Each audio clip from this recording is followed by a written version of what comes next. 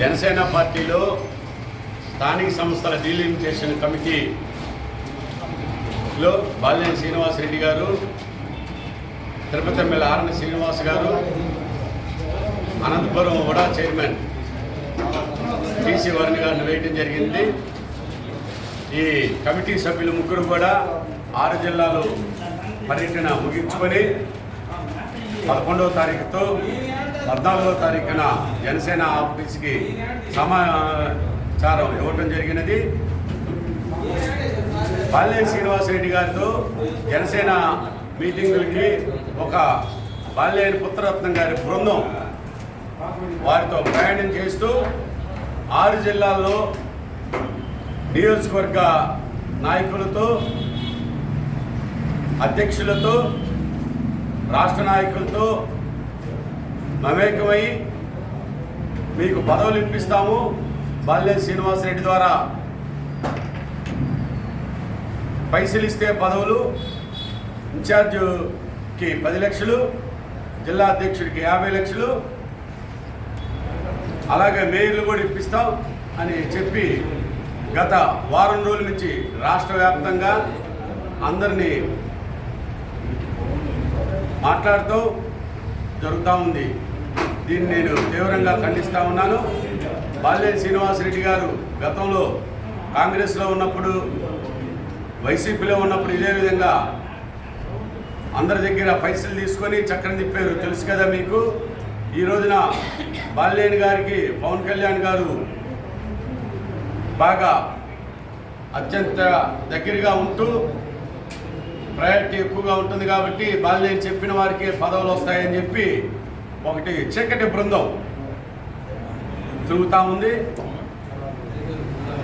బాలినేని పెరట్లో కలుపు మొక్కలు, పైసలు ఇస్తే పదవులని తిరుగుతూ ఉన్నారు.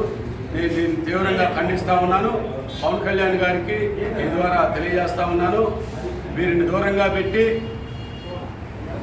జనసేన పార్టీ వారికి, నిజంగా పార్టీకి పనిచేసే వాళ్ళకి పదవులు ఇవ్వాలి.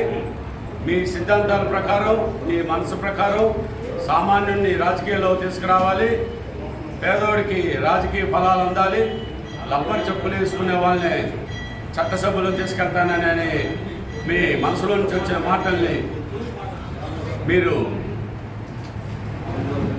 అందరికీ ఫలాలు అందియాలని, వీరిలాగా పైసలతో పదవులు ఇచ్చి రాజకీయాలు చేసే వాళ్ళని దూరంగా పెట్టాలని, అలాగే ముఖ్యంగా రేపు రాబో ఒంగోలు నగర కార్పొరేషన్లో వీరిని, బాలినేనిని, వారి పుత్రుడిని ఎన్నికల్లో దూరంగా పెట్టాలని, ఒంగోలు నియోజకవర్గంలో వారిని ఎటువంటి ప్రవేశం లేకుండా చూడాలని మీ ద్వారా తెలియజేస్తా ఉన్నాను. వీరు స్థానిక నాయకుల్ని డ్యామేజ్ చేసే ప్రక్రియలో భాగంగా కొంతమందితో స్థానిక శాసనసభ్యులు జనార్దన్ గారి మీద, వారి భార్య మీద లెటర్ రాయించడం, అలాగే నాలాంటోళ్ళ ద్వారా ప్రెస్ మీట్లు పెట్టియటం, కోర్టులో ఇచ్చటం, ఇటువంటి చాలా పిటిషన్లు పెట్టియటం, ఇటువంటి చాలా చేయించారు. ఇంకా మితిమీరిపోయి పదవులు స్థానిక సంస్థలు వస్తున్నాయి కాబట్టి స్థానిక సంస్థల పేరు మీద పదవుల ఆశలు ఉన్న వాళ్ళని, డబ్బులున్న వాళ్ళని ఎరేసి పైసలు వసూలు చేస్తూ ఉన్నారు.